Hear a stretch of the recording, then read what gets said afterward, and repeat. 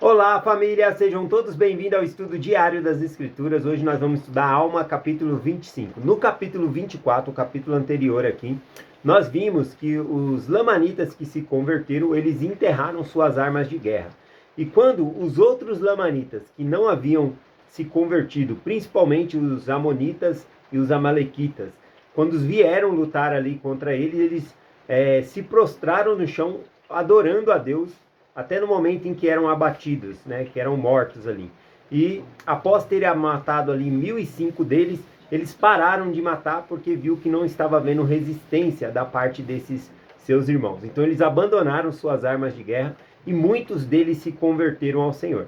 Mas aqueles que não se converteram, vamos ver qual é a reação deles aqui no capítulo 25, tá bom? Então começa aqui no versículo 1 dizendo: E eis então o que aconteceu, que aqueles lamanitas ficaram mais zangados, porque haviam matado seus irmãos. Portanto, juraram vingança contra os nefitas, e não mais tentaram matar os anti-Nefilei naquela ocasião. Olha só, isso aqui nem faz sentido, né? Eles ficaram zangados com os nefitas, porque eles mesmos mataram os seus irmãos ali. Não faz nem sentido isso. Eles fizeram mal aos próprios irmãos ali, matando eles, e eles ficaram com raiva dos nefitas. Arrumaram desculpas, né, para cometer aquele assassinato, e estavam agora ficando com raiva dos nefitas. Né? Então é uma ocasião aqui bem interessante, né, que fala sobre isso. E aí o que eles fazem, né? Em vez de se arrependerem, né? Muitos se arrependeram e jogaram suas armas de guerra, se converteram. Outros, né, prometeram vingança, se vingar ali dos nefitas pelo que havia acontecido. Ou seja, colocando a culpa nos nefitas, por o assassinato que eles mesmos haviam cometido ali. Né? Não faz sentido nenhum.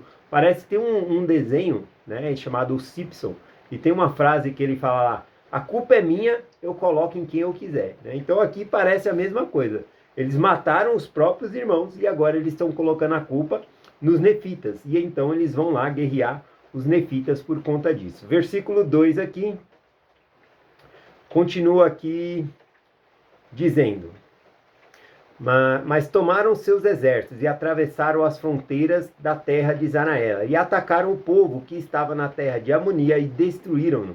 Né? Esse povo na terra de Amonia é justamente na terra onde Alma e Amuleque haviam sido presos, que a prisão ruiu por terra e Alma havia profetizado a destruição daquela cidade. E agora, o Senhor, usando esses lamanitas que foram até lá, destruíram aquela cidade totalmente. Mataram todos que estavam naquela cidade lá de Amonia. Claro que aqui, né, eu lembrei também da conferência de abril de 2023, do presidente Russell M. Nelson, presidente da Igreja de Jesus Cristo dos Santos dos Últimos Dias, no discurso que ele colocou, intitulado como Precisa-se de pacificadores. E algumas frases aqui eu achei interessante que ele fala. Ele fala que nós temos o arbítrio para escolher, né, se vamos fazer contenda com as pessoas ou se reconciliar com as pessoas. E aqui ele fala também, né, que quer que nós escolhemos ser pacificadores sempre. E ele termina também falando essa frase, falando que nós nos decidimos se vamos nos ofender ou não. No caso dos lamanitas, que eles decidiram se estar ofendido contra os nefitas. Agora, já o povo de Anti-Nefilei, eles fizeram o contrário. Eles fizeram relações, né, com relações de mercado, negociando, fizeram amizade com os nefitas. Então, ficar ofendido é uma opção, é uma escolha que a pessoa faz, tá bom? Então eles foram lá e começaram a guerrear lá os nefitas, tá bom? E aí do versículo 2 em diante aqui, o que acontece? Eles e seus exércitos foram então para a fronteira de Zanaela, começaram a derrotar o povo lá, e depois que eles mataram o povo da cidade de Amonia, eles pegaram vários ali como prisioneiros, estavam levando, mas os nefitas, né, se reuniram ao seu exército, perguntaram a Alma onde eles deveriam ir buscar seus irmãos que haviam sido levados, e a Alma revela a posição deles por meio do poder de Deus, e eles vão lá e recuperam, e começa, né, uma luta de novo, e eles são rejaçados. Para eles não tinha como os nefitas encontrarem eles, mas os nefitas encontrou por quê? Por conta do miraculoso poder de Deus. E tudo começou a dar errado para eles. E muitos deles morreram por conta que Deus fortaleceu os nefitas para lutar contra eles ali. Bom, diante dessa situação aqui, muitos dos lamanitas que tinham ido guerrear os nefitas, eles acabaram vendo, falaram, olha, é o poder de Deus, não é possível, né? Eles sabem na nossa posição, Deus está fortalecendo eles, a gente tá só perdendo agora. Então eles se convenceram do poder de Deus e começaram a acreditar em Deus, tá bom?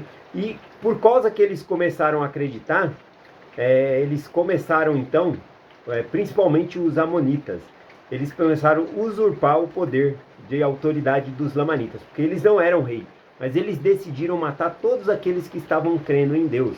Os lamanitas que viram a grande vitória dos nefitas, falou, não é possível, o Deus deles é verdadeiro. Começaram a desacreditar das tradições deles e acreditar no Deus vivo e verdadeiro. E esses, os amonitas, começaram a matar por conta da crença deles, tá bom? Aqui no versículo 6 diz assim, ó, porque muitos deles, depois de haverem sofrido grandes perdas e tantas aflições, começaram a lembrar-se das palavras de Arão e de seus irmãos que haviam pregado em suas terras. Portanto, começaram a descrer das tradições de seus pais e acreditar no Senhor, e que lhe dera grande poder aos nefitas. E assim muitos deles foram convertidos no deserto, ou seja, enquanto eles estavam lá no deserto, eles se convenceram do poder de Deus e começaram a acreditar em Deus, porque tudo estava dando errado para eles ali. E também fala que Arão, quando estava pregando na cidade deles, havia profetizado sobre isso, né, que Deus dava poder aos nefitas, que Deus favorece os justos. Então, por conta disso, eles viram que realmente viram o grande poder de Deus e começaram a acreditar em Deus e se converteram. Por outro lado, né, houve um grande martírio aqui. Começou a haver um martírio por conta disso. Esses que creram começaram a ser mortos aqui, ó, versículo 7 em diante. E aconteceu que os governantes, que eram remanescentes dos filhos de Amolom, fizeram com que fossem mortos. Sim, todos os que acreditavam nessas coisas.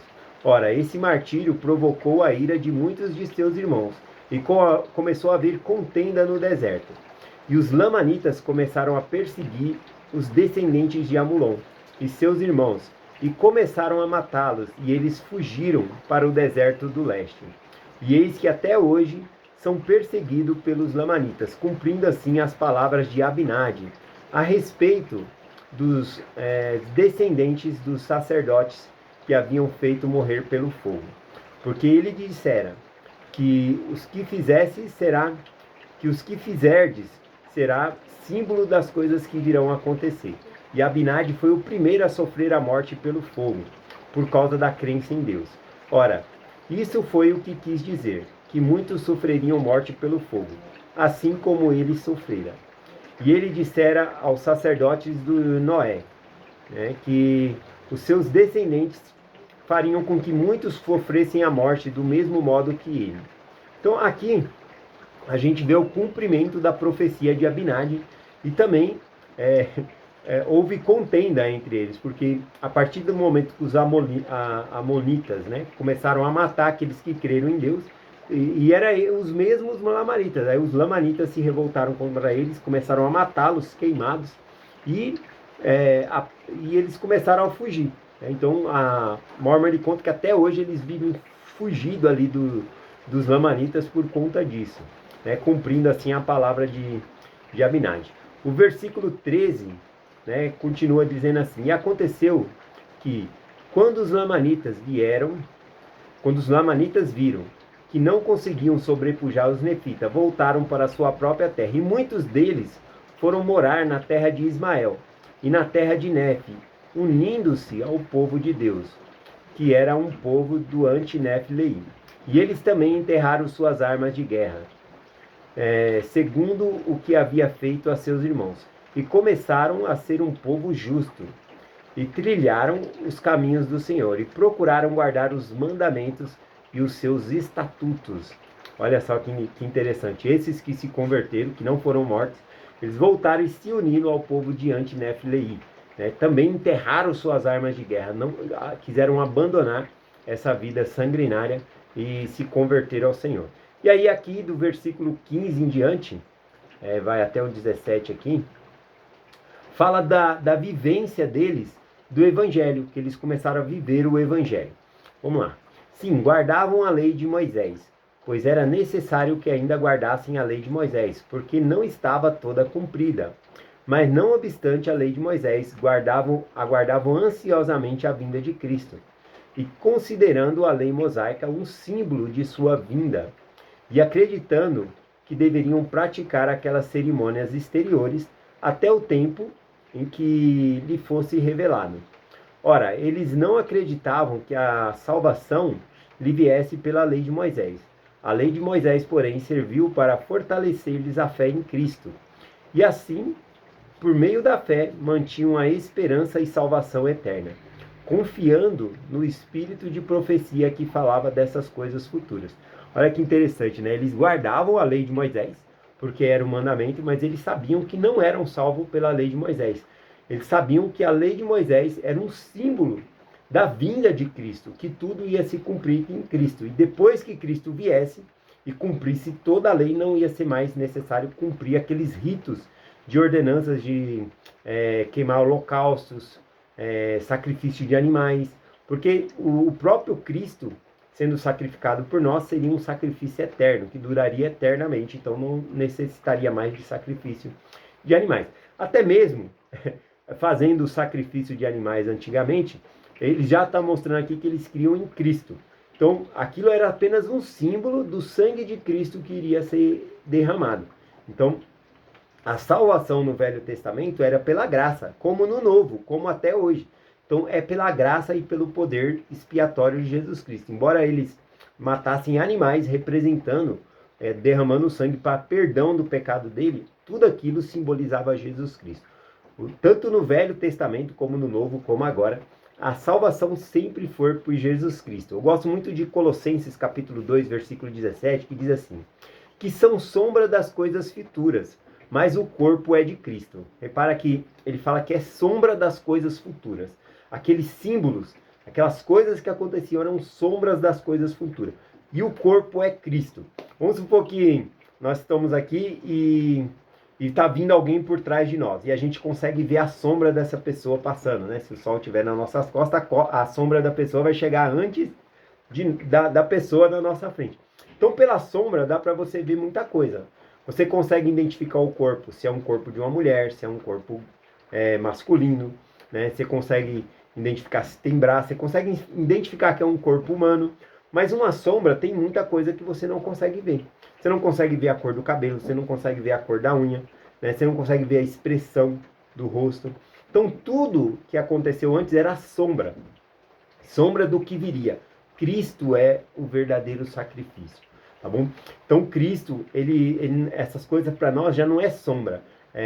O próprio Cristo se revelou a nós e fez o seu sacrifício por nós, tá bom? Então, esse é o exemplo que eu gosto de compartilhar, que as coisas eram sombras no passado, daquilo que realmente viria as coisas futuras, que é Cristo. A nossa salvação é por meio de Jesus Cristo. O último versículo aqui, o versículo 17 diz: e então eis que Amon, e Arão, e Omni, e Imni, e seus irmãos se regozijaram imensamente pelo êxito obtido entre os lamanitas, vendo que o Senhor lhe havia concedido conforme suas orações, e que haviam também cumprido as palavras de cada pormenor. Né?